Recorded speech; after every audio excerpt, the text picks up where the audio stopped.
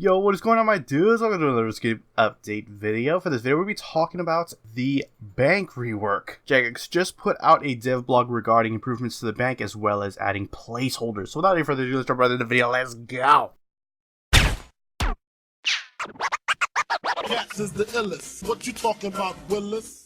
Alright guys, that is exactly as you heard it. Seems like the bank rework's no longer shelved and real progress has been made towards this update. The highlight being the long-awaited bank placeholder. So, bank rework was officially announced back in 2016 at RuneFest, and there hasn't really been much progress. You guys all know that. Been along the journey with me if you've been on my channel for a while, so you know what it is. Anyways, placeholders is probably the biggest requested thing with the update, so that is the one thing that they're aiming to bring into the game with this change. So how is this going to work? It's pretty simple. There's going to be a bank placeholder button that you can toggle on and off to put it in bank placeholder mode. Whenever the last item of a stack is withdrawn, the item itself will stay in the same place with 0 quantity, and that'll stop the unwanted shuffling of items when you fully withdraw from any particular bank slot. Any items deposited at a later date will replace that placeholder, assuming it's the same item, and the feature can be turned on and off. So that is, very exciting. I mean, you've seen it on screen. I've played it over a couple of times, so you see how it actually plays out, or how it's aimed to end up playing out in the game whenever it launches. But I do want to shift on over and talk about the bank improvements, because this is not just placeholders with this update. There's actually a quality of life change to the bank interface itself and its usability. So we're going to discuss that. First off, we're going to look at this image and we're going to take a while just picking apart the different aspects of this image itself. You can see there's different areas that are highlighted and labeled, and we're going to go over what has been changed in those areas step by step. So first and foremost, we have number 1 in the top, and that is a new tab scroll arrow. They are increasing the number of tabs. Currently you only have 9 bank tabs. They're increasing that to 15.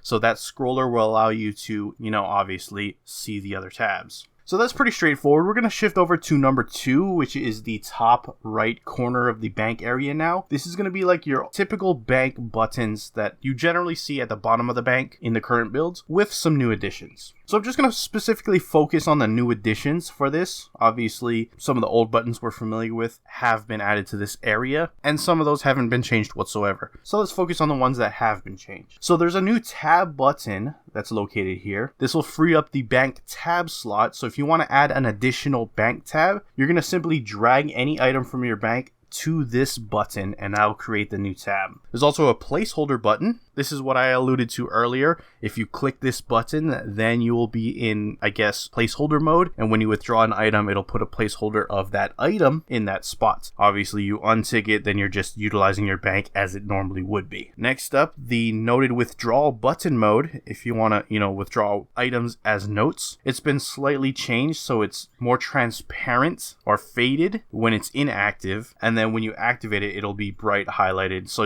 you can better differentiate whether you want your items noted or if you want the actual items. The next change is the bank presets option. This used to be a larger button on the main bank interface, but now it'll reside behind the cog button, so it's a little more hidden away. Next up, we have the worn equipment statistics window. This is something that used to be behind the worn icon button, but it can now be opened by clicking on that skills icon tab. In addition to this, there's also a new default number to move window. This is similar to old school's quantity bank option. If you play that game, you'll be able to withdraw/deposit listed quantities with a simple left click. However, if you want a custom value, you can still set it via the X option. That being said, we're going to move on to the lower right half of the bank in section 3 over there. Basically, what they've done in this portion of the bank is integrate the player inventory, the worn equipment, and the beast of burden and presets all in one area, in addition to adding the coin pouch to this window. One cool feature about this, obviously you'd be able to see your inventory like you normally would, but if you just so happen to be clicking on the worn equipment tab, whenever you withdraw something from their bank with that worn equipment tab open, instead of just putting it into your inventory, you're just gonna simply wear it instead. Beast of burden tab pretty much works as it does currently in the game. When you have it open, you'll be withdrawing or depositing from the beast of burden instead of your inventory. Now this button will be hidden if you don't have a beast of burden out to make make it very clear that you don't. But outside of that, it functions pretty similarly. The only real change is the worn equipment section, which is pretty cool to be able to just put things on from the bank without having to right click or anything like that. So we're going to move on to number 4. That is the very bottom of the bank towards the right. And that is a filter option. This will be a drop down menu, and there's currently 3 options in this build, but they may add more in the future to these filters if,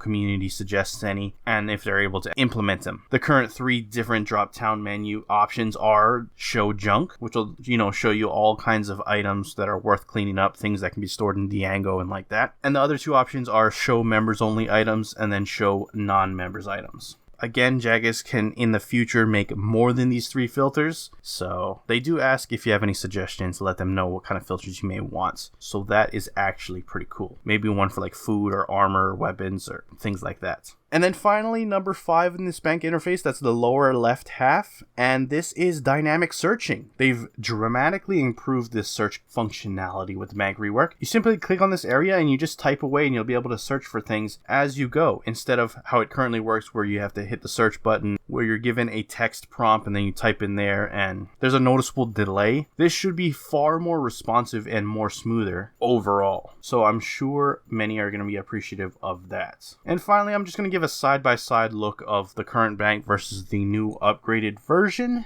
just so you get a good idea of how much it's going to change whenever this ends up going out. And speaking of when this comes out, I'm sure that's the biggest question of all thus far. So first and foremost, they are going to be running a beta on this before official launch of this update. That beta is estimated to be coming out between July and September. So sometime in that 3-month window, July, August, September, is when the beta will come out whenever it is ready. They don't want to release any official release dates until the beta, because that'll gauge how much work they need to do, how much fixes and changes they need to make based on community feedback. So we're going to have to wait until the beta launches, and then we'll get a clearer idea of when we can expect this to be fully in the game. Again, here on the channel, you'll definitely know more about it as details come out if you stay tuned. There is a live stream tomorrow with Mod Shani and Mod Hunter showcasing some of this stuff. So if you are interested, stay tuned on that on Twitch. If there's any new information that wasn't covered here in this blog, and as I always do, the link to the blog is down below. But if anything is shown off in the live stream that wasn't shown off here, I will cover that as well. So if you missed the live stream, not a problem. Here on the channel, you'll find all that information here. So let me know what you guys think about this. Are you excited? Is it like about time? What are your thoughts on all this? Down in the comments below. Love to hear it. With that being said, I'm gonna wrap up the video. If you enjoyed it, hit that like button. If you're not subscribed, and you want to stay up to date on all things RuneScape related, then hit that subscribe button. Anyways, I appreciate you watching. I am out. Peace.